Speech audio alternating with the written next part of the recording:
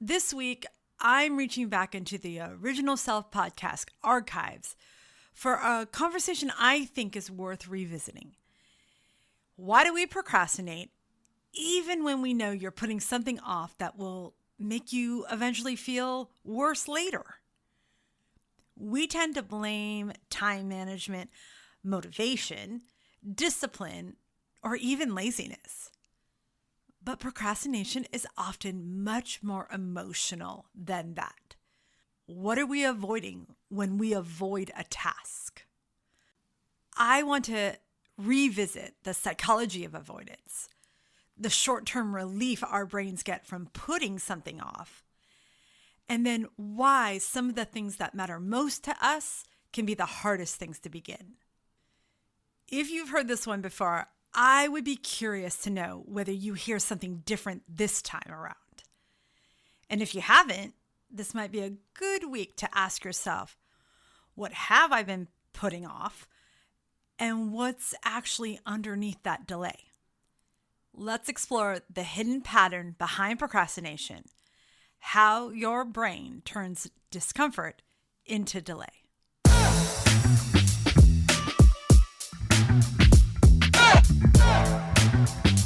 The Original Self Podcast. I want to start by telling you something slightly awkward for myself. I have on more than one occasion cleaned my entire kitchen or reorganized a drawer I've already organized 3 times, and once very proudly alphabetized a shelf of CDs I have not touched in years, all to avoid sitting down to write something I told myself I was going to write. If you're smiling, it's because you have your own version of that story. Maybe yours looks like scrolling instead of starting, or answering every email except the one that actually matters. Maybe it's suddenly becoming very invested in laundry, or binge watching an entire streaming show instead of the one task that's been sitting at the top of your list for weeks. So let me ask you, what does your version of that look like? What is the thing you suddenly become very productive at when you're avoiding something else? Or how long has the real task actually been sitting there waiting for you to begin? The name for this is procrastination, and most of us believe it's a discipline problem, a time management issue, or worse, a character flaw. But that understanding is incomplete. And today I want to give you something more accurate and more useful than the feeling of shame, panic, or frustration when you procrastinate.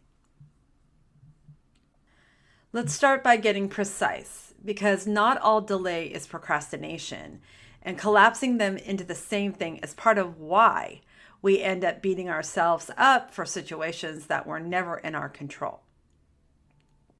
Procrastination has a specific definition. Webster says it's the voluntary delay of an intended action, even when you know that delay will likely make things worse. The word voluntary matters. It means you could act, but you chose, consciously or not, to avoid it. However, it's important to know that it's not a problem of time management, but of an emotion regulation problem. I'll come back to that. I want to point out 3 other types of delay that are not procrastination but deserve their own categories. Purposeful delay. It's intentional. Maybe you schedule something for a time that actually fits your life based on practical reasoning. That's not avoidance. It's discernment, or using proper judgment to determine when is the right time to do what is needed. Next, there's inevitable delay. This is when life intervenes in ways you simply cannot control. Illness, emergencies, a flight delay, or the internet going down in the middle of a deadline. Instead of these reasons acting like character flaws, they are simply circumstances. And labeling them as procrastination adds guilt to a situation that does not deserve it. The last type of delay that is not procrastination is emotional delay. This is where situations become more nuanced because this one overlaps with procrastination without being identical to it.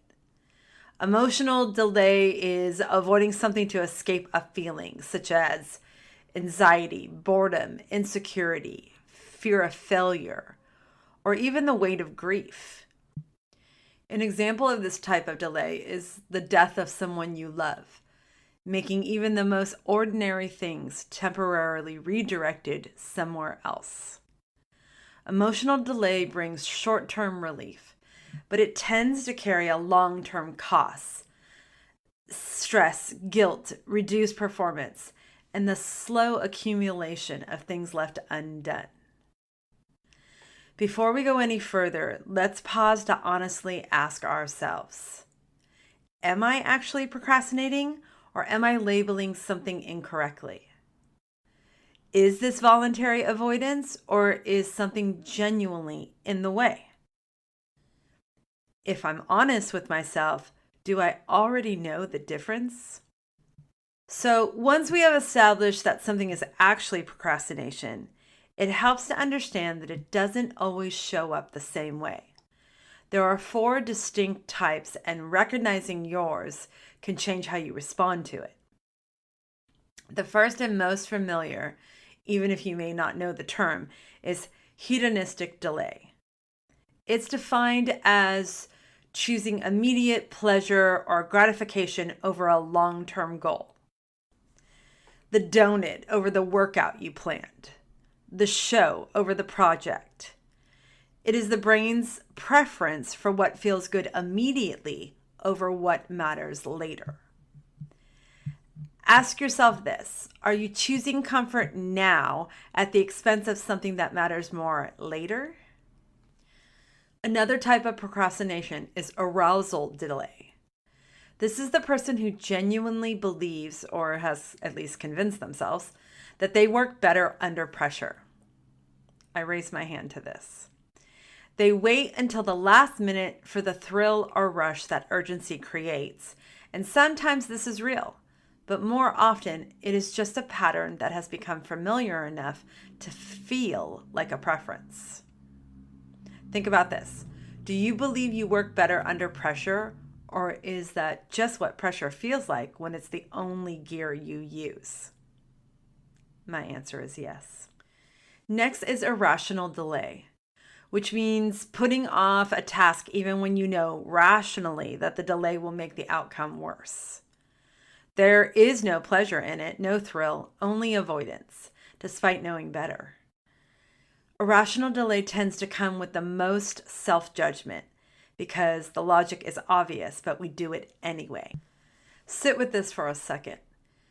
If the logical part of you understands the cost, what is it that knowing better still isn't enough to overcome? The last and least recognized procrastination, but perhaps the most compassion-worthy of the 4, is psychological distress delay. This is when you simply do not have the emotional headspace to begin. Not because you don't want to, or because you're undisciplined. It's because something like grief, overwhelm, burnout, or anxiety has used up the capacity that starting requires. Be honest with yourself here. What feeling are you trying not to feel right now? What would happen if you sat with it, even briefly, instead of avoiding it? I read an article with this man called Dr. Timothy Pychyl, an acclaimed psychologist who has spent a significant part of his career researching why we do this to ourselves. His conclusion is deceptively simple. Procrastination has nothing to do with time. It's about emotion. More specifically, it is what happens when the brain prioritizes feeling better right now over doing what we actually intended to do. Which means we're not really avoiding the task. We're avoiding whatever the task makes us feel. And the reason this pattern is so hard to break is straightforward. It totally works. The moment you set something aside, there's a genuine relief. Your body relaxes and the discomfort lifts. Your brain, which is always taking notes, logs that result and now has evidence that avoidance resolves the problem. So the next time that same feeling surfaces attached to the same task or anything that resembles it, your brain offers you the same solution. Eventually, the choice disappears entirely and avoidance simply becomes your default. Guilty, guilty, guilty. The neuroscience behind this is worth understanding. When a task feels threatening, the amygdala, the part of the brain responsible for detecting danger, can effectively take the wheel from the prefrontal cortex, which handles rational thinking and decision making. Once that happens, willpower is largely beside the point. You're not dealing with a logic problem any longer, but with a nervous system that has categorized this task as something to escape. Here's a personal example that might resonate. For a long time, the idea of starting this podcast came with a very convincing internal argument. Nobody's going to listen anyway. That thought alone was enough to generate a small but real wave of anxiety, a kind of, preemptive embarrassment. I found the quickest way to make that feeling stop was to simply not start, proving that avoidance works. My discomfort disappeared, that is, until the next time that same idea surfaced and the whole cycle repeated. That is what Pychyl means when he calls procrastination a negative reinforcer. It removes something unpleasant, in this case the emotion, and that removal becomes the reward. This isn't irrational behavior because it's short term. It's actually quite effective. The problem is accumulation.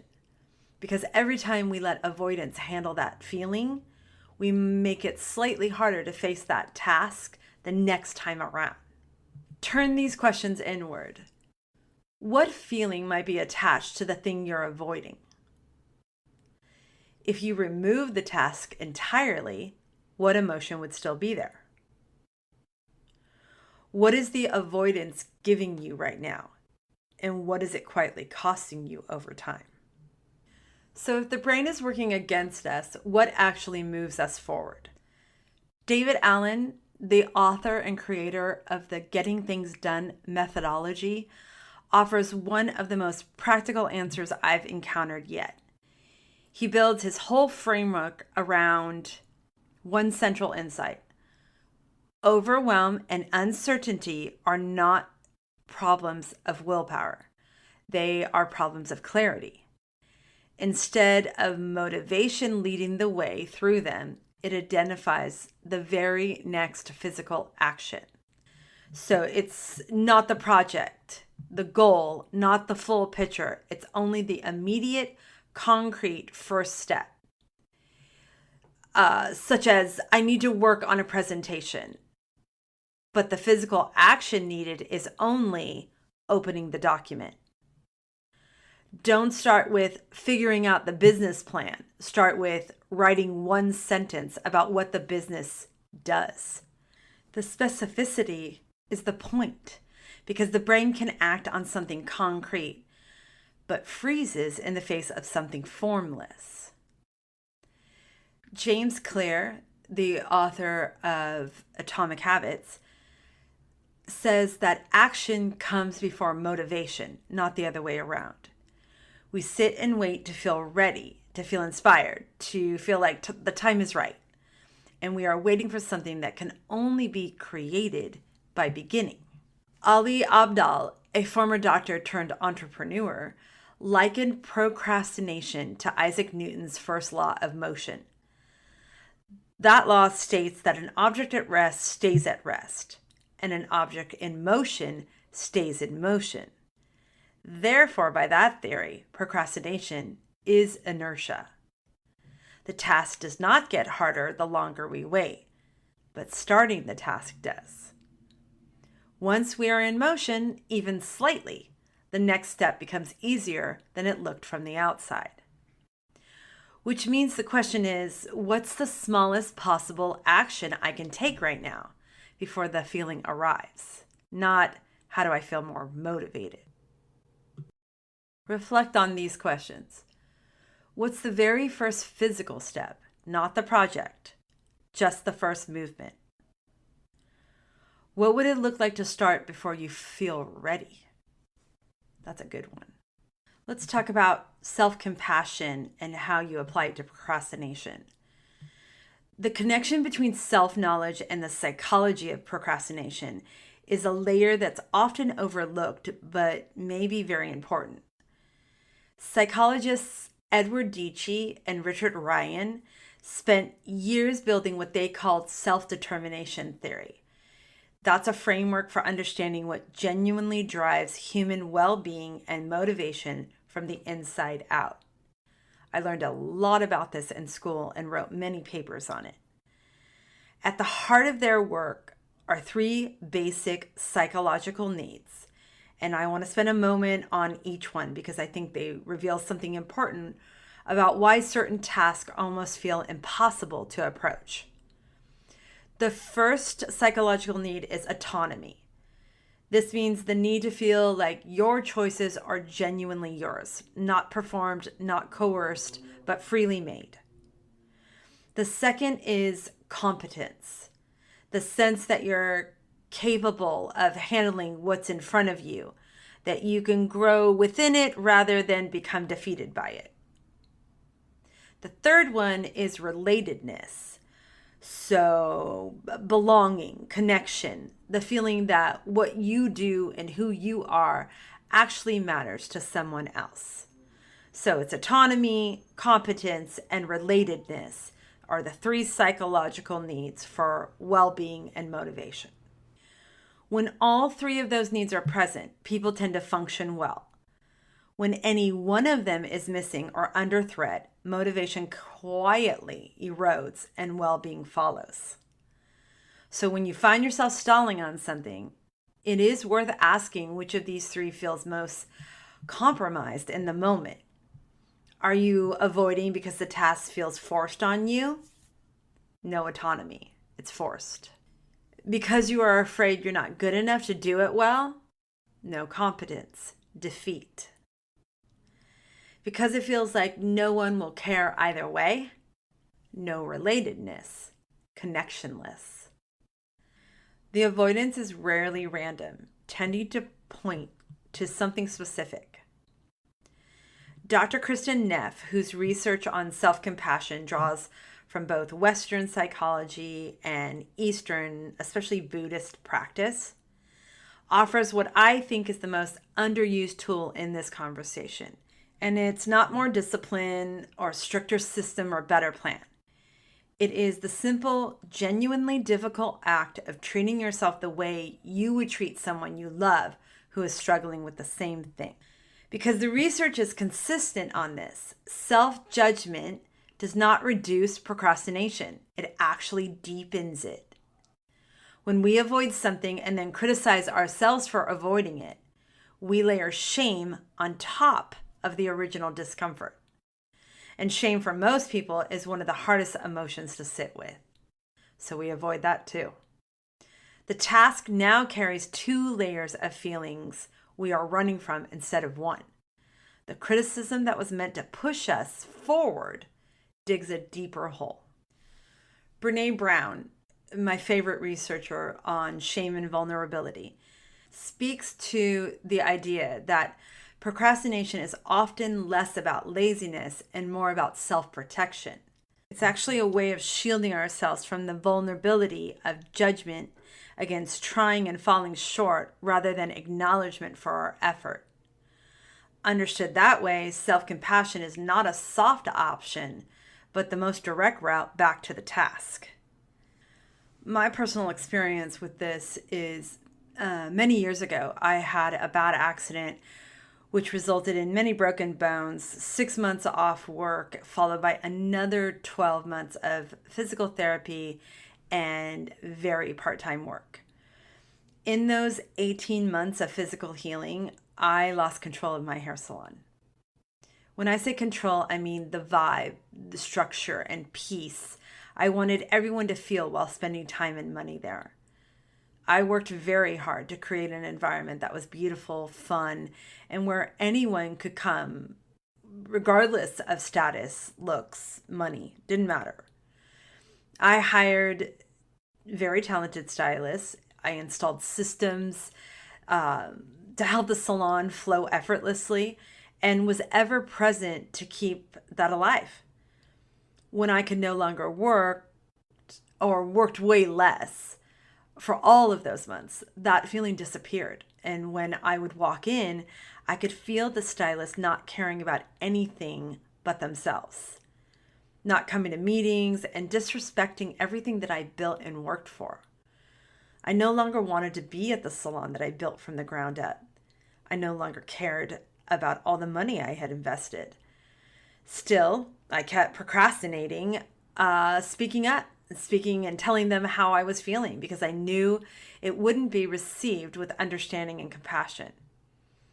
It wasn't until I realized that feeling angry and undermined took away my initial reason for building the salon environment in the first place.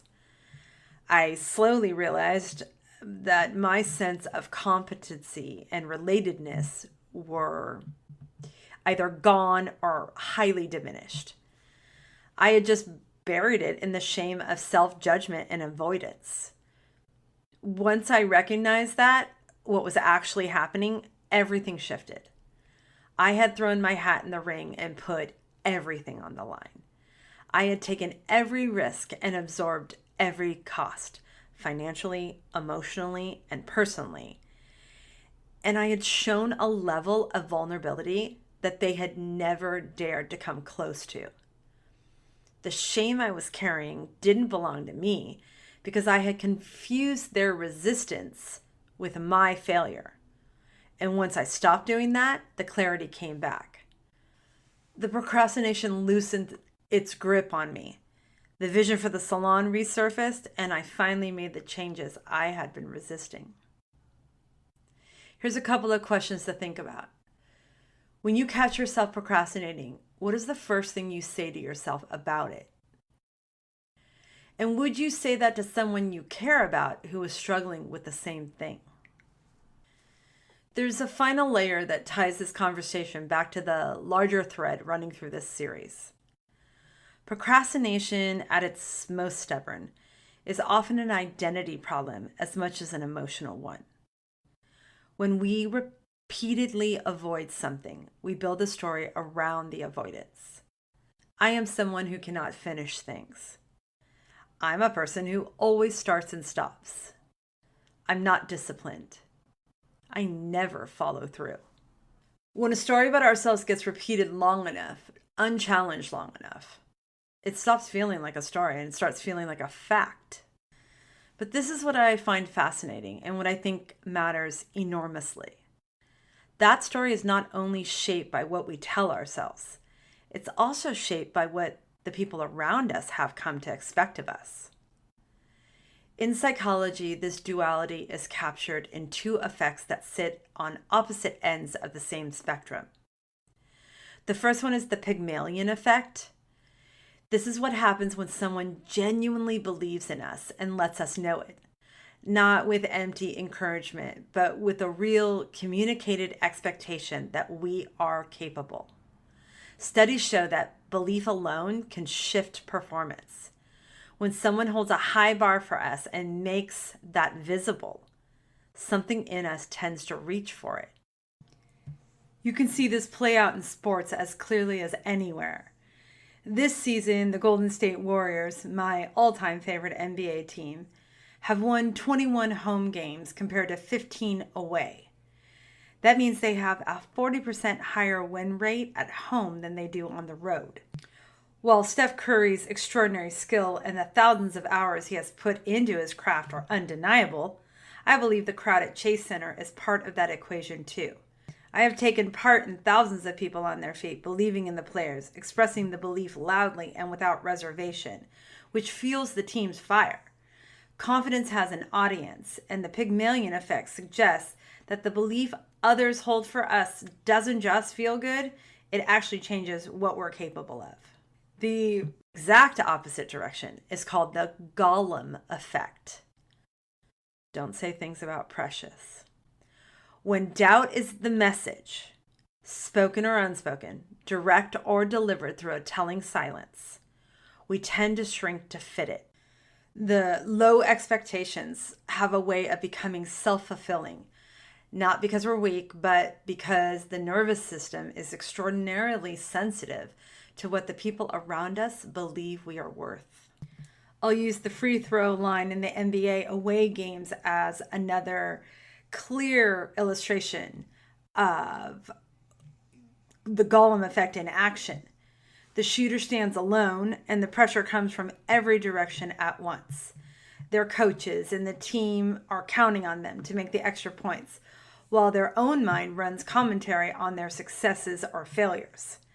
However, the loudest pressure often comes from the crowd that doesn't want them to succeed. Fans seated behind the basket swirl rally towels or clash noisemakers together and boo with the kind of sustained intensity designed to make the shooter doubt themselves in that single unguarded moment. In some cities, the crowd is even incentivized with free chicken tenders if the away player misses both free throws, which gives thousands of people a very personal reason to make as much noise as possible. The message being sent is clear and collective. We don't believe you can do this, and the research on the Gollum effect suggests that message, delivered loudly enough and by enough people, can actually work. I think about this not only in terms of what other people project onto us, but in terms of what we project onto ourselves. The question we're sitting with is not only what others have expected of you, but which of those expectations you have quietly made intrinsic.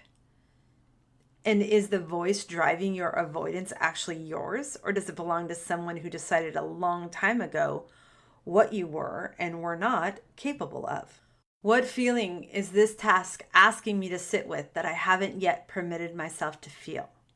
What need, autonomy, competence, or relatedness feels most at risk right now? And what is the smallest possible physical action I could take before the feeling resolves that would put me in motion? You do not need to feel ready. You do not need the whole picture. You do not need to have conquered the fear. You just need to identify one concrete next step. Take it before the amygdala gets the final word. The task is not the enemy. The feeling underneath it is not the enemy. The only thing working against you is the unexamined pattern of using avoidance to manage discomfort that would actually pass if you moved toward it rather than away. And patterns, once seen clearly, lose some of their grip. Not all of it, not immediately, but some. And some is a starting place. So before we finish today, I want you to think about that thing that you've been putting off. Not everything you delay is a procrastination. We've established that. Sometimes your life gets in the way.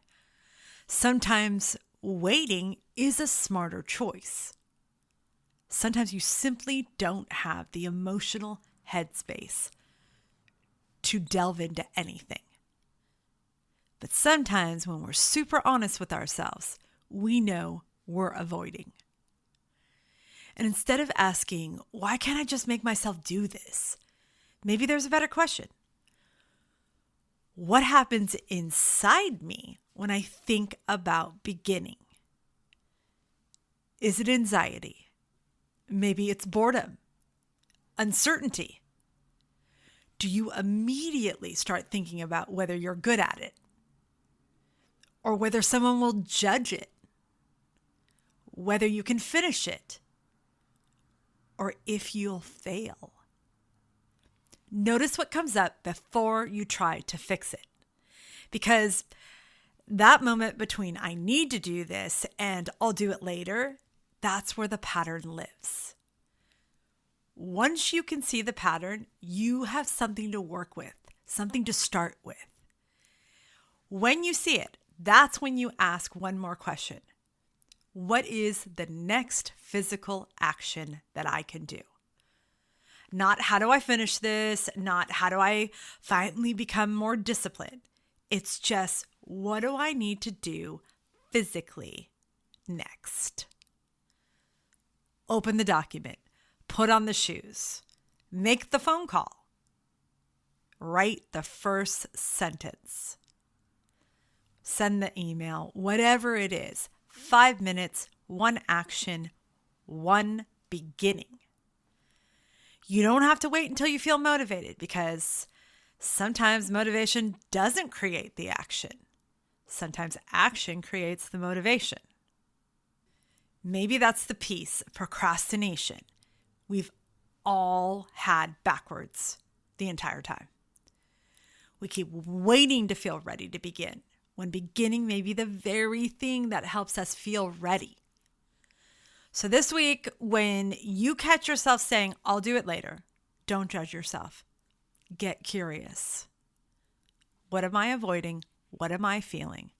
What's the smallest thing I can do while feeling these emotions? You might be surprised by what happens once you stop trying to conquer procrastination and start understanding it.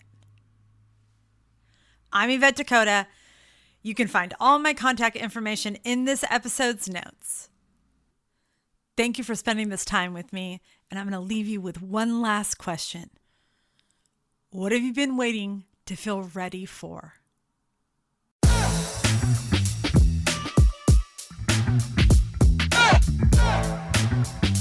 The Original Self Podcast.